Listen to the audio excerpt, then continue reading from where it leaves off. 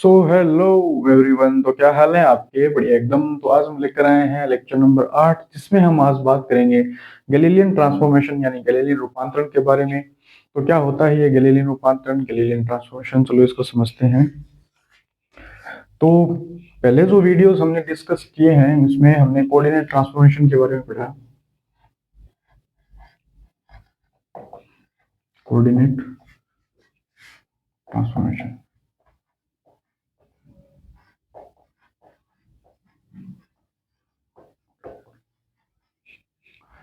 Coordinate transformation का ही एक application है गैलीलियन ट्रांसफॉर्मेशन।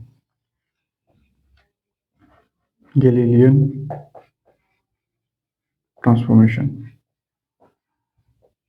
और इसका एक दूसरा एप्लीकेशन भी है जो है लॉरेंस ट्रांसफॉर्मेशन।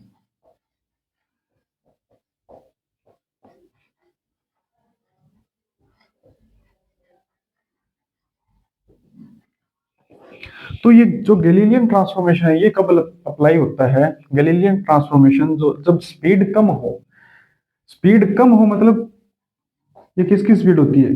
लाइट की स्पीड। यानी लाइट के स्पीड के सामने लाइट की जब किसी भी ऑब्जेक्ट की स्पीड को हम लाइट की स्पीड से कंपेयर करें और वो स्पीड लाइट की स्पीड से बहुत कम हो, यानी हमारी जो दुनिया है, हमारी जो कार बाइक, हम जिस स्पीड से चलते हैं उस स्पीड में उसी उसी दुनिया में ये गैलीलियन ट्रांसफॉर्मेशन काम करता है। लॉरेंस ट्रांसफॉर्मेशन बहुत हाई स्पीड, लगभग इस स्पीड के बराबर हो, सी, इसको बोलते हैं सी। सी लाइट की स्पीड को सी से रिप्रेजेंट करते हैं। तो लगभग 0 यानी जो 0.99 सी हो या 0.98 सी हो, तो लगभग जो ये स्पीड होती है इन स्पीड पे काम करता है लॉरेंस ट्रांसफॉर्मेशन। लॉरेंस ट्रांसफॉर्मेशन के बारे में हम आइंस्टीन की स्पेशल थ्योरी ऑफ रिलेटिविटी के बारे में पढ़ेंगे, तब हम लॉरेंस ट्रांसफॉर्मेशन के बारे में बात करेंगे। फिलहाल हम गैलीलियन ट्रांसफॉर्मेशन के बारे में बात करेंगे। तो गैलीलियन ट्रांसफॉर्मेशन कोऑर्डिनेट ट्रांसफॉर्मेशन का एक एप्लीकेशन है। इसमें हम जब जो फ्रेम्स हैं, जो ऑब्जेक्ट्स हैं, जो भी वो बहुत ही कम स्पीड, लाइट की स्पीड के कंपेयर में बहुत ही कम स्पीड से जब वो मोशन करें, गति में हो, तब गैलीलियन ट्रांसफॉर्मेशन अप्लाई किया जाता है। और गैलीलियो गैलीलियो एक साइंटिस्ट थे। गैलीलियो ने कहा कि जो टाइम है वो एब्सोल्यूट है। एब्सोल्यूट मतलब पूरे यूनिवर्स में सभी जगह सेम चलता है टाइम। अगर यहाँ पे भी 1 सेकंड बीता है तो पूरे यूनिवर्स में भी 1 सेकंड ही बीता है। बट हकीकत में ये चीज गलत है। बाद में ये जो हम पढ़ेंगे स्पेशल थ्योरी ऑफ रिलेटिविटी, उसमें हम देखेंगे कि टाइम जो है वो सभी जगह सेम नहीं रहता। कोई फ्रेम या कोई ऑब्जेक्ट जो लाइट की स्पीड से गति करता है, जो लाइट की स्पीड से गति करता है, तो उसके लिए तो टाइम रुक ही जाता है। बट जो लाइट की स्पीड के करीब यानी 0.99 सी, 0.98 सी से अगर मोशन में है, तो उसके लिए टाइम बहुत स्लो चलता है। स्लो चलने का मतलब देखो, एग्जांपल से मैं बताता हूँ। जैसे मान लो मैं, अभी तक ऐसा कोई इंस्ट्रूमेंट बना ही नहीं है, ऐसी कोई तकनीक अभी तक आई नहीं है कि जो लाइट की स्पीड के करीब पहुंच सके। बट एग्जाम्पल के लिए मान लो, इमेजिन कर लो, इमेजिन करने में क्या जाता है, तो इमेजिन कर लो कि ऐसा कोई उपकरण बना और इसमें मैं बैठ के और लाइट की स्पीड के करीब चलने लगा, तो मेरे लिए जो कुछ बीते पल हैं वो अर्थ के बीते कुछ सालों के बराबर होंगे। समझ में आ रही है बात? मैं अगर लाइट की स्पीड के करीब अगर चलने लगा ना, तो मेरे लिए जो टाइम बीत रहा है, मेरे लिए बीतते कुछ पल, कुछ सेकंड, 10 सेकंड, 15 सेकंड, 20 सेकंड भी अर्थ के बीतते कुछ सालों के बराबर होंगे। तो मेरे लिए टाइम बहुत स्लो चलने लगेगा। तो टाइम रियलिटी में एब्सोल्यूट नहीं होता, वो भी अलग अलग फ्रेम्स में चेंज हो जाता है। जब फ्रेम्स जो है वो बहुत ही ज्यादा स्पीड, लाइट की स्पीड के करीब चलने लगे, अगर कोई ऑब्जेक्ट, कोई फ्रेम है वो 3 × 10⁸ मीटर पर सेकंड यानी 3 लाख किलोमीटर पर सेकंड यानी लाइट स्पीड ऑफ लाइट से चलने लगे, तो उसके लिए टाइम रुक ही जाता है। समझ में आ रही है बात? तो इन चीजों को हम, जब हम आइंस्टीन की स्पेशल थ्योरी ऑफ रिलेटिविटी में बात करेंगे तब इनके बारे में पढ़ेंगे अच्छे तरीके से। अभी हम गैलीलियन ट्रांसफॉर्मेशन पे बात करते हैं। गैलीलियन ट्रांसफॉर्मेशन में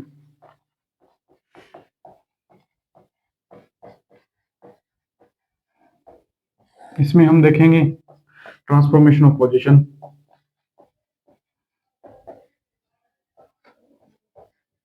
पोजीशन जो हम आज की वीडियो में डिस्कस करेंगे। इससे आगे वाले वीडियोस में हम ट्रांसफॉर्मेशन ऑफ डिस्प्लेसमेंट, तीसरा होगा transformation of velocity, transformation of acceleration, transformation of force. इन चीजों के बारे में डिस्कस करेंगे। और फिर जो उससे भी आगे वाला वीडियो है हम उसमें देखेंगे law of conservation of momentum, law of conservation of energy, यानी संवेग संरक्षण का सिद्धांत और ऊर्जा संरक्षण का सिद्धांत, ऊर्जा संरक्षण का नियम। ये चीजें आपने ऊर्जा संरक्षण का सिद्धांत या संवेग संरक्षण का सिद्धांत आपने पहले पढ़ा होगा, देखा होगा, आपने 11th-12th में भी देखा होगा। तो ऊर्जा संरक्षण का सिद्धांत जो रेस्ट फ्रेम है, जो रेस्ट में है, उसमें तो वर्क करता है, बट क्या एक फ्रेम जो एक v वेलोसिटी से आगे मूव कर रही है, v वेलोसिटी से मोशन में है, जिसकी स्पीड है कुछ, क्या उसमें भी ये संवेग संरक्षण का सिद्धांत, ऊर्जा संरक्षण का सिद्धांत, law of conservation of energy and law of conservation of momentum क्या अप्लाई होते हैं, क्या सही तरीके से काम करते हैं? तो ये चीजें हम देखेंगे आज का लेक्चर में। हम देखेंगे लेक्चर नंबर 8 में हम देखेंगे सिर्फ ट्रांसफॉर्मेशन ऑफ पोजिशन, फिर हम देखेंगे लेक्चर नंबर 9 में हम देखेंगे ये 4 चीजें, और लेक्चर नंबर 10 में हम देखेंगे law of conservation of momentum and law of conservation of energy. ठीक है, तो चलो हम स्टार्ट करते हैं ट्रांसफॉर्मेशन ऑफ पोजीशन को। ये एक फ्रेम है, coordinate system, Cartesian coordinate system frame. ये इसके एक्सिस हैं एक्स वाई और जेड। ये इसका मूल बिंदु ओरिजिन ओ, और ये फ्रेम है एस फ्रेम। इसी तरह एक फ्रेम है एस डैश फ्रेम।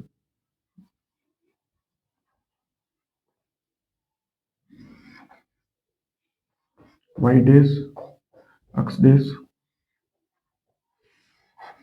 और ये जेड डैश, और ये इसका ओरिजिन ओ डैश, और ये है एस डैश फ्रेम। ये पार्टिकल कोई बिंदु P या पार्टिकल कण P है, और कण P का जो पोजीशन है एस फ्रेम में, एस फ्रेम के रिस्पेक्ट में, ये है जो एस डैश है, वो एस डैश का जो ओरिजिन है ओ डैश, वो पहले ओ के ऊपर कंबाइन था, ये दोनों कंबाइन थे। फिर ये जो एस डैश फ्रेम है वो v वेलोसिटी से चलना स्टार्ट करता है। इसकी वेलोसिटी जो है वो मान लो v है। ये v वेलोसिटी से आगे बढ़ना स्टार्ट करता है, ये एक्स डायरेक्शन में जा रहा है, एक्स डायरेक्शन में, एक्स एक्सिस की ओर। इसलिए हमने इन दोनों को ऐसे कंबाइन करा है। इसमें सिर्फ और सिर्फ एक्स डायरेक्शन में ही जा रहा है, ये सिर्फ और सिर्फ एक्स डायरेक्शन में जा रहा है। 1D मोशन है ये, 1D। पहले हम 1D की बात कर रहे हैं, फिर हम बात करेंगे 2D 3D, ये सब पे बात करेंगे, कोई दिक्कत नहीं। बट अभी ये 1D में और सिर्फ एक्स डायरेक्शन, इसका सिर्फ एक्स कोऑर्डिनेट ही चेंज हो रहा है, एक्स कोऑर्डिनेट ही चेंज हो रहा है। तो पहले हम देख रहे हैं ये जो पार्टिकल P है, इसकी पोजीशन एस फ्रेम के रिस्पेक्ट में ये है एक्स, और इसकी जो पोजीशन है एस डैश के रिस्पेक्ट में सिर्फ ये एक्स कोऑर्डिनेट में चेंज हो रहा है, ये है एक्स डैश।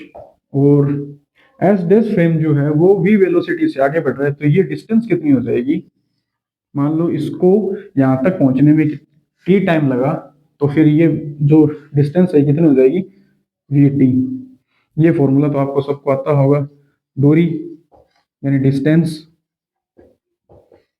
बराबर चाल गुणा समय, यानी स्पीड इनटू टाइम।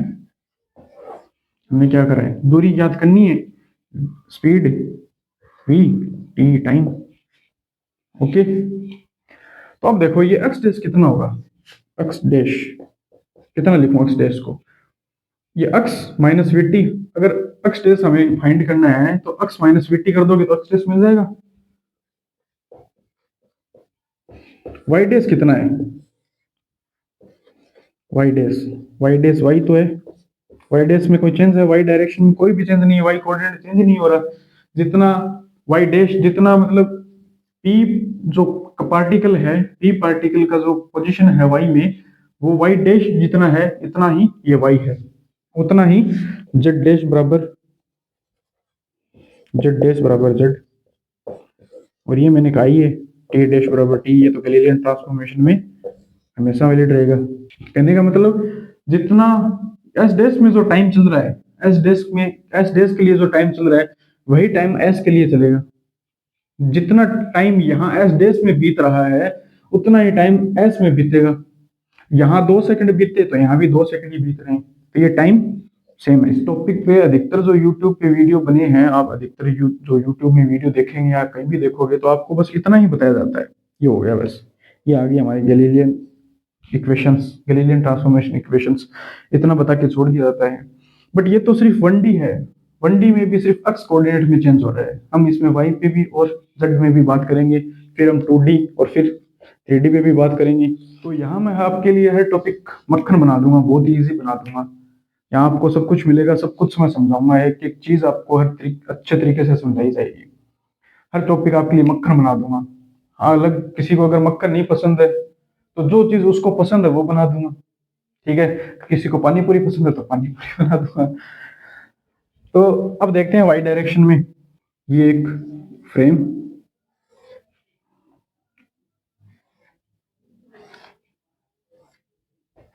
ये वाई डैश, ये एक्स डैश, ये Z dash, Z dash sorry Z x, और ये इधर भी वाई, ये ओ डैश, ये भी ओ, ये ओ, ये एस डैश फ्रेम और ये एस फ्रेम। एक्स में कोई चेंज ना, जेड में कोई चेंज ना, वाई में यहाँ, ओके। तो वाई में चेंज हो रहा है, ये वेलोसिटी वी टी, मतलब ये जो दूरी वी टी, ये वी वेलोसिटी से वाई डायरेक्शन में आगे बढ़ रहा है, और ये दूरी कितनी होगी वी टी, ये मान लो कोई पॉइंट है पार्टिकल, और ये हो गया वाई, सॉरी स्मॉल ले लो, वाई डैश, और ये वाई, ये वाई, ये वाई डैश, ये वी टी। वाई डैश कितना हो गया, Y minus V T. Y dash निकालना है तो वाई माइनस वी टी कर दो, एक्स डैश इतना ही रहेगा, एक्स में कोई चेंज ना, जेड डैश बराबर जेड, जेड में कोई चेंज ना, टी डैश बराबर टी। ये वाई के लिए मिल गई। इसी प्रकार जेड में मिल जाएगी। जेड में किस प्रकार ये मूव करेगा, जो एस डैश, जो फ्रेम ऑफ रेफरेंस है, जो एस डैश फ्रेम है, वो जेड में किस प्रकार से मूव करेगा, इस प्रकार से। ये मान लो, देखो मैं दिखाता हूँ,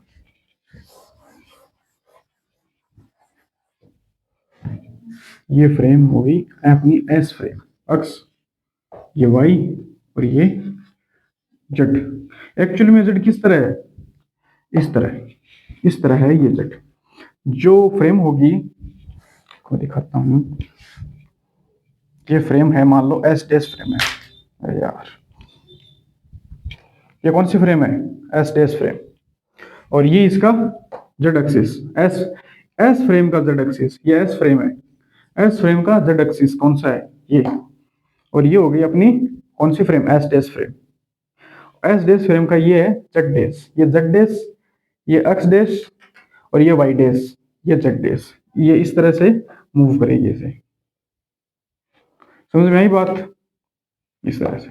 इसमें सिर्फ और सिर्फ जेड डैश में चेंज हो रहा है, तो यहां जो है जेड डैश बराबर Z minus V T, sorry X dash, तो एक्स, एक्स डैश बराबर एक्स, ये वाई डैश बराबर वाई, वाई डैश बराबर वाई, एक्स डैश बराबर एक्स, और ये जेड डैश में चेंज हो रहा है, जेड डैश बराबर जेड माइनस वी टी, और टी डैश बराबर टी।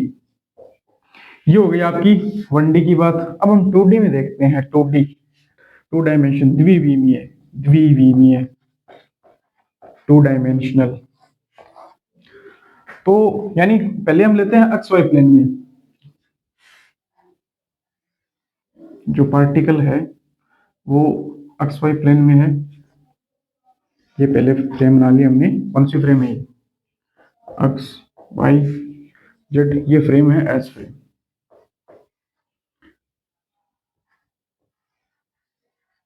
ये एक्स डैश, वाई डैश, ये जेड डैश, ये पार्टिकल पी, ये पार्टिकल पी, और इसका जो ये पोजीशन वेक्टर है, ये ओ डैश, ये ओ,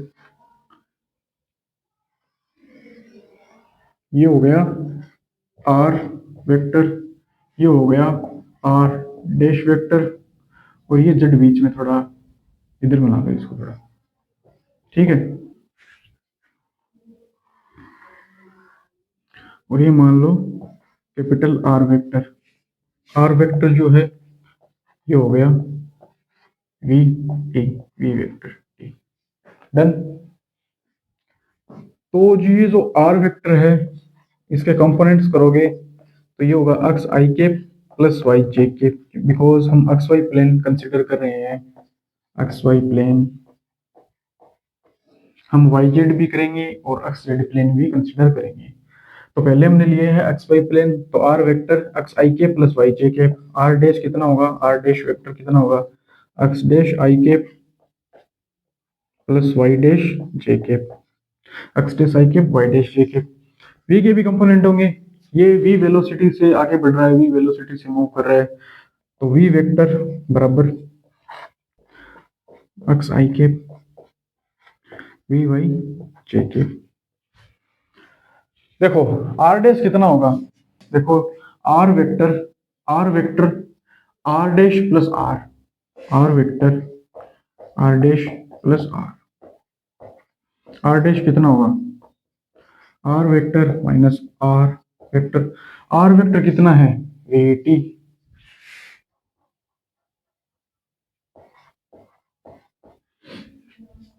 अब अपने जो ये जो वैल्यूज है इनको उठा के वहां पुट करो।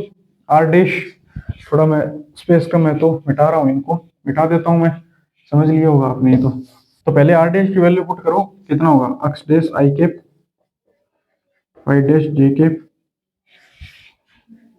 बराबर आर वेक्टर कितना है X I cap plus Y J cap, X I cap plus Y J cap minus V vector कितना है V X I cap plus V Y J cap, V X I cap plus V Y J cap T. देखो यहां से X dash I cap plus Y dash J cap, X I cap plus Y J cap minus V X, ये T भी multiply हो जाएगा, ये minus चिन्ह बाहर है ब्रैकेट के अंदर जाएगा तो सभी को माइनस में कन्वर्ट कर देगा, और ये टी या इससे भी मल्टीप्लाई होगा, ये टी इससे भी मल्टीप्लाई होगा, V X T I cap minus V Y T J cap. यहां से जो आई कैप है उनको कॉमन ले लो और यहाँ से जे कैप है उनको कॉमन ले लो, ऐसा X dash I cap plus Y dash J cap, यहाँ से हमने आई कैप कॉमन लिया तो X minus V X T I cap बना, हमने यहाँ से जे कैप कॉमन लिया, जे कैप कॉमन ले हुए तो क्या बनेगा Y minus V Y T. I और आई के कोफिशिएंट्स को कंपेयर करो, इसमें आई कैप का कोफिशिएंट कितना है एक्स डैश, इसमें आई कैप का कोफिशिएंट कितना है X minus V X T, तो इनको कंपेयर करो तो एक्स डैश कितना मिलेगा हमको X minus V X T, X dash बराबर X minus V X T. इसी तरह वाई डैश क्या मिलेगा Y minus V Y T, Y minus V Y T. Z dash में कोई चेंज ना, टाइम में कोई चेंज ना, तो ये मिल गई हमें Galilean transformation equation in X Y plane. इसी तरह अगर हम वाई जेड प्लेन की बात करें, जो वाई जेड प्लेन है उसमें हम बात करें तो क्या चेंज होंगे वाई, अरे यार इससे अच्छा जेड ही कर दूंगा इसको, जेड जेड जेड, सिर्फ और सिर्फ वाई और जेड चेंज होंगे, ये अपना एक्स इतना ही रहेगा, ये टी इतना ही रहेगा, तो ये वाई जेड की बातें होगी। इसी तरह हम एक्स जेड की बात करें तो एक्स जेड की बात करें तो एक्स एक्स और यहाँ पे भी एक्स डैश बराबर X minus V X T, Z dash बराबर Z minus V Z T, और कौन सा अनचेंज रहेगा वाई डैश बराबर वाई, बिकॉज ये जो है एक्स जेड प्लेन है, एक्स जेड प्लेन में वाई डैश इतना ही रहेगा। तो ये हो गई वाई जेड प्लेन की बातें, टू डायमेंशन पे हमने बात कर ली, अब बारी है थ्री डायमेंशन की बात करनी। तो थ्री डायमेंशन पे बात करते हैं, इसको मिटाते हैं,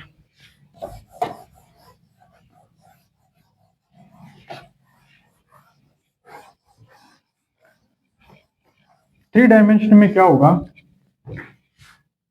ये एक फ्रेम है हमारी S frame, X Y Z O O X dash Y dash Z dash. तो ये एक पार्टिकल है पी। ये अब किस प्रकार से होंगे, ये तो वन डायमेंशन, एक्स में मान लो, वाई में मान लो, या जेड में मान लो, ये वन डायमेंशन। ये एक प्लेन में, ये प्लेन में X Y plane, Y Z की बात करें, देखो वाई इधर है, ये जेड इधर है, तो कुछ इस प्रकार से हो तो ये वाई जेड प्लेन, समझ में आ रहा है। एक्स जेड की बात करें तो एक्स इधर जेड इधर, अगर कुछ इस प्रकार से हो तो एक्स जेड प्लेन। अब हम बात करें थ्री डायमेंशन की, यानी एक्स वाई और जेड तीनों एक्सिस में होगा, तो ये एक्स ये वाई ये जेड, यानी कुछ इस प्रकार से, या कुछ इस प्रकार से होगा, इस प्रकार से, ठीक है। ये कितना और dash vector,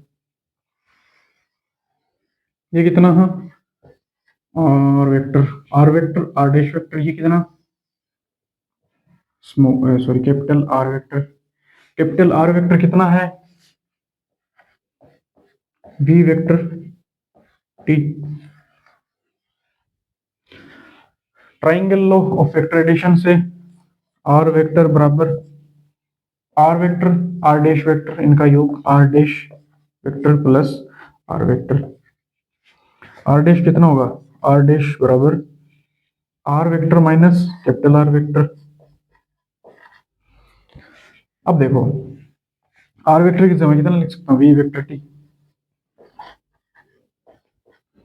R dash vector कितना होगा, आर डैश वेक्टर कंपोनेंट करो आर डैश की, चूंकि यह थ्री डायमेंशन में है तो X I cap Y J cap Z K cap, X I cap Y J cap Z K cap, sorry X dash Y dash Z dash.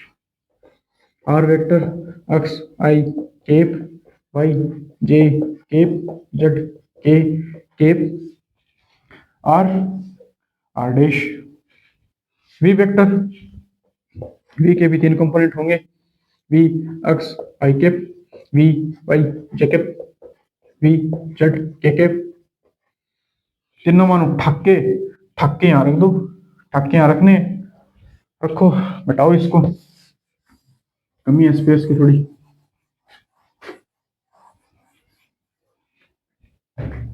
Are dash X dash I cap Y dash J cap Z dash K cap बराबर बराबर हो जाएगा R vector, लिखो R vector X I cap Y J cap Z K cap minus V vector V X I cap V Y J cap V Z K cap, ये T हो जाएगा। ये सभी माइनस के होंगे और ये टी मल्टीप्लाई हो जाएगा। ये पूरा ऐसा लिख दो, ये पूरा लिख दो, ये माइनस में V X T I cap sorry V Y T J cap V Z T K cap. यहां से जो आई कैप जे कैप और Z sorry K cap, I cap J cap और के कैप के जो ये कोफिशिएंट है, यानी एक्स डैश वाई डैश और जेड डैश, यहाँ जो अब यहां से हम कॉमन लेंगे, क्या कॉमन लेंगे, I cap X minus V X T plus J cap Y minus V Y T plus K cap बराबर Z dash minus sorry Z minus V Z T, X minus V X T Y minus V Y T Z minus V Z T. ये जो I cap है, ये जो जे cap है, ये जो के कैप है, इनके कोफिशिएंट, और यहाँ जो आई कैप जे कैप और के कैप है, इनके कोफिशिएंट्स को कंपेयर करो तो आपको मिल जाएंगे एक्स डैश बराबर X minus V X T, Y dash बराबर Y minus V Y T, Z dash बराबर Z minus V Z T, और ये हमारा टी डैश बराबर टी। तो ये आपको मिली Galilean transformation equation in three dimension. तो इनको मैं जो आपको मैंने समझाया है वो मैं आपको एक बढ़िया से इज्जत से लिखवा देता हूँ ताकि आप नोट कर लो। तो ये गैलीलियन ट्रांसफॉर्मेशन जो मैंने आपको समझाया था वो मैंने यहाँ पे लिख दिया है। ये इंग्लिश में लिखा है और ये हिंदी में लिखा हुआ है नीचे।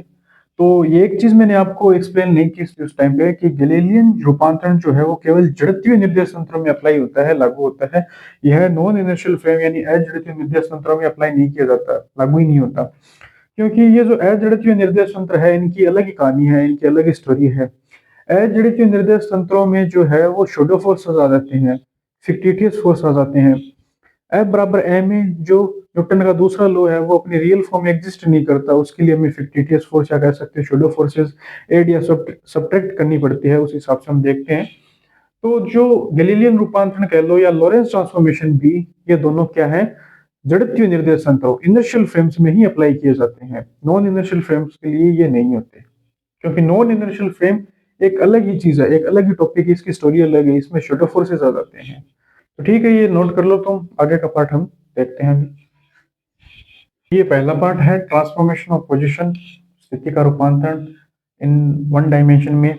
इसका एक पार्ट है वन डायमेंशन, फिर हम देखेंगे प्लेन में, और फिर हम देखेंगे थ्री डायमेंशन में। तो ये वन डायमेंशन के लिए लिखा हुआ है, और ये मैंने इक्वेशंस लिख दी है। इन इक्वेशंस को these are called Galilean transformation equations for one dimension. अगर हमें अक्स कोऑर्डिनेट के लिए पूछे, अक्स एक्सिस में पूछे तो हम ये लिखेंगे, वाई एक्सिस में पूछे तो हम ये लिखेंगे, फॉर जेड एक्सिस के लिए ये लिखेंगे। ठीक है, इसको नोट कर लो। फिर हम देखते हैं प्लेन में यानी टू डायमेंशन में। तो ये बी पार्ट है इन टू डायमेंशन, टू डी के लिए मैंने ये लिख दिया है, आप नोट कर लो। और ये जो इक्वेशंस हैं ये है एक्स वाई प्लेन के लिए, ये है वाई जेड प्लेन के लिए, और ये है एक्स जेड प्लेन के लिए। तो ये एक आप इनके नीचे एक लाइन लिख लो, these are called Galilean transformation equations for two D, two dimension. तो ये तीसरा part in three dimension, in three D, ये समझा दिया था मैंने, ये नोट कर लो।